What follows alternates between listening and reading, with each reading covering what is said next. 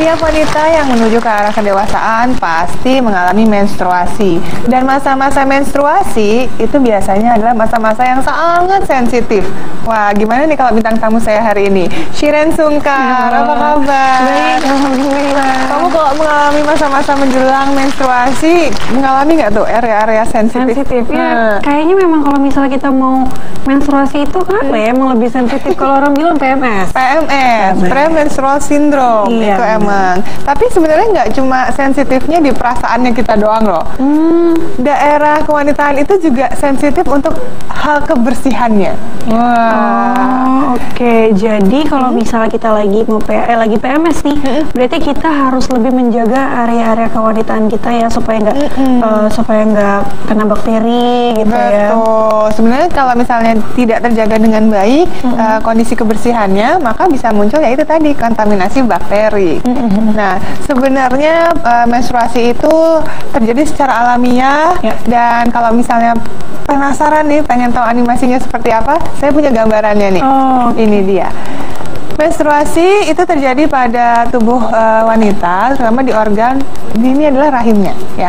Ketika telur yang tidak dibuahi itu masuk ke dalam dinding rahim, kemudian dia akan mengalami proses peluruhan pada dindingnya dan akibatnya keluar darah menstruasi itu. Sebenarnya menstruasi ini karena memang terjadi setiap bulan itu karena adanya perubahan hormonal dalam tubuh seorang wanita. Nah, perubahan hormonal itu tentunya akan mengakibatkan yang namanya pH nih di area kewanitaan pasti akan sedikit berubah gitu.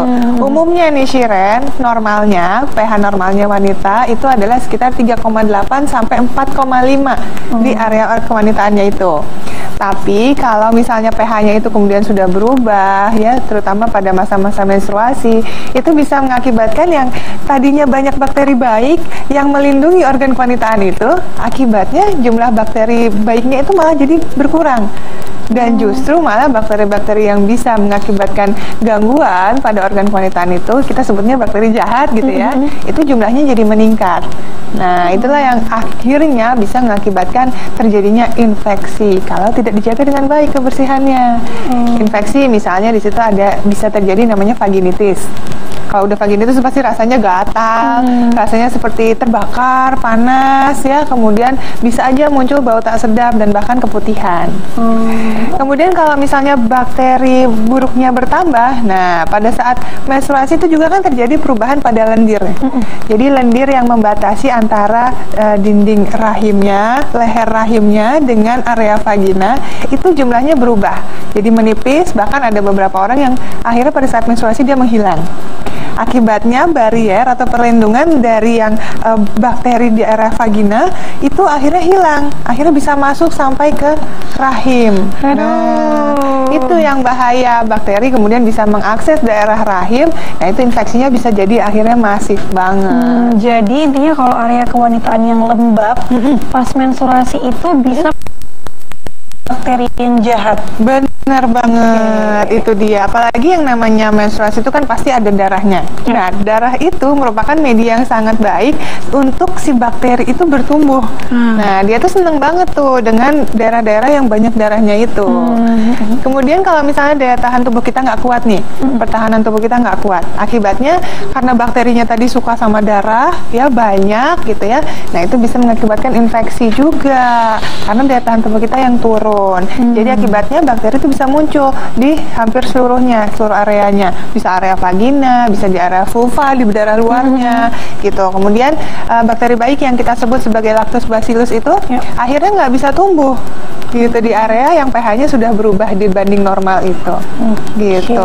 Makanya untuk menjaga kesehatan organ intim itu yang paling penting dijaga adalah kebersihannya. Nah, kebersihannya itu bisa mengurangi resiko dari munculnya lesi prekanker, bahkan bisa mengatasi infeksi vagina yang bisa muncul. Jadi sebaiknya kalau misalnya pada saat menstruasi itu rajin-rajin deh ganti yang namanya pembalut.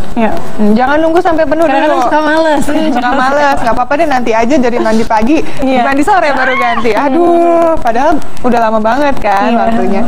Jadi akibatnya bisa fatal. Jadi benar-benar harus diganti paling tidak setiap 3 jam sekali.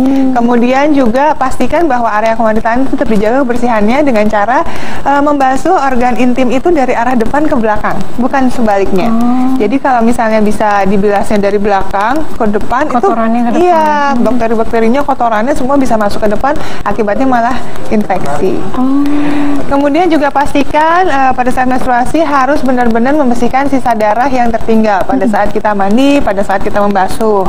Jangan lupa juga mengeringkan organ kewanitaan tersebut supaya nggak lembab setiap kali kita usai buang air kecil. Iya, benar banget ya dok. Jadi kita memang harus menjaga kebersihan organ wanitaan. Jadi itu penting banget, terutama saat menstruasi. Apalagi kayak saya nih, habis melahirkan biasanya volume menstruasinya itu jadi meningkat. Jadi kita harus rajin mengganti pembalut ya 3-4 jam sekali dan menghindari pakaian ketat untuk menjaga kebersihan organ kewanitaan. Nah, saya juga menggunakan Betadine Feminine Hygiene, antiseptik pembersih daerah kewanitaan yang cocok digunakan saat resiko infeksi meningkat, seperti pada saat menstruasi, karena air dan sabun sehari-hari itu nggak cukup. Betadine Feminine Hygiene dengan kandungan povidone iodine 10% dapat mengatasi bakteri, jamur, dan parasit penyebab keputihan, gatal, dan iritasi ringan. Nah, produk ini mudah didapatkan karena sudah tersedia di minimarket, supermarket, atau apotik terdekat. Bebas infeksi saat menstruasi, bantu dengan Betadine Feminine Hygiene.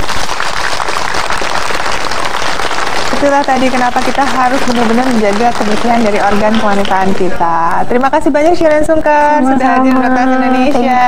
Thank you. Pemirsa, terima kasih juga sudah menyaksikan Dokter Os selama 1 jam. Saya Dr. Esa Broto Asmoro bersama bintang tamu saya hari ini. Shireen Sungkar. Mohon pamit, tetap saksikan Dokter Os Indonesia di episode selanjutnya untuk menemukan sehat yang sesungguhnya hanya di Dokter Os.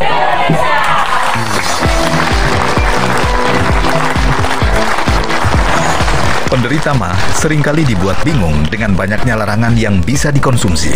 Apa saja makanan yang sebaiknya dikonsumsi oleh pasien MAH? Ini boleh dikonsumsi tapi pilih bagiannya.